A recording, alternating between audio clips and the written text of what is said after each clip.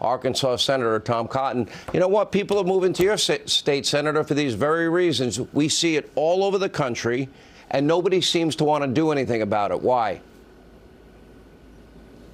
Well, Sean, these Democrats have an ideology that says every criminal is also a victim of a racist criminal justice system or a rotten country that has been a source of discrimination and oppression from the very beginning. You heard it best, I think, with the mayor-elect from Chicago. You had teenagers rampaging in the street, looting and beating people, and he said that we shouldn't criticize the youth who've lost opportunity.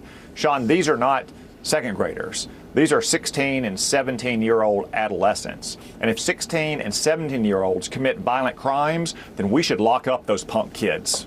All right, the answer of the left is always take away people's gun rights, go after the Second Amendment. When are they going to realize that we need police to do the job of keeping people safe? That's not that complicated to me. No, it's not complicated at all, Sean. And in fact, the victims of these crimes, oftentimes in poor and minority neighborhoods, are the ones who are most supportive of having a more or stronger police presence. The simple fact is, if you have more police on the beat, you have less crime. But Democrats have been trying to defund the police for years.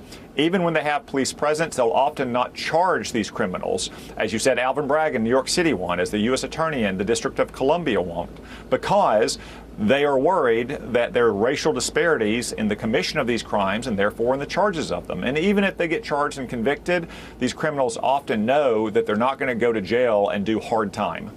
Do you think this migration out of blue cities and states is going to continue? Because I don't see any end to it. Well, I certainly know a lot of people who have left blue states and blue cities, oftentimes moving to the Sun Belt, where there's more economic opportunity, there's more public safety, lower taxes, and a more business-friendly environment. I do worry that it just makes those areas even more blue, and it leads to the election of even more radical ideologues. I mean, look at what's happened in Chicago. If you thought Lori Lightfoot, the current mayor of Chicago, is bad, just wait until you see her replacement, the guy who's defending teenagers rampaging the streets and looting as underprivileged youth. Let me ask you about, liberal lawlessness, if you will. So now we know that Tony Blinken was actively involved in getting 51 intel agents to say that the Hunter Biden laptop was probably not real and a Russian disinformation campaign. That was completely untrue. Tony Blinken led that lying effort. We know the laptop is very real. Should there be consequences for Tony Blinken? Yeah, I mean, Sean, it's just another example of how Joe Biden, Tony Blinken, and all the Democrats in Washington are willing to take whatever steps are necessary to hold on to power. I think Tony Blinken should answer for this. He should answer in front of Congress. I'm very pleased that you've got our good friend Jim Jordan in charge of the House Judiciary Committee who's going to get to the bottom of these matters, because the American people deserve to hear the answers they didn't get in the last campaign before the next campaign. What about the IRS whistleblower that wants protection, that is claiming that, in fact, Hunter Biden is getting special treatment, and, in fact, the AG lied under oath when asked about this? How serious is that to you?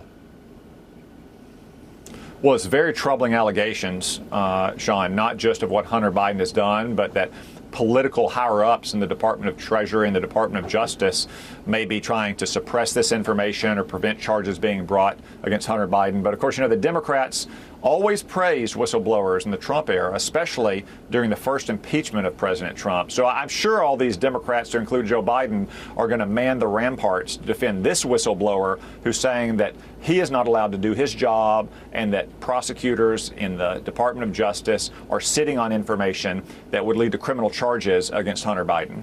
Well, that sounds like liberal lawlessness to me. Senator Cotton, thank you. We'll have more on that coming up later in the program.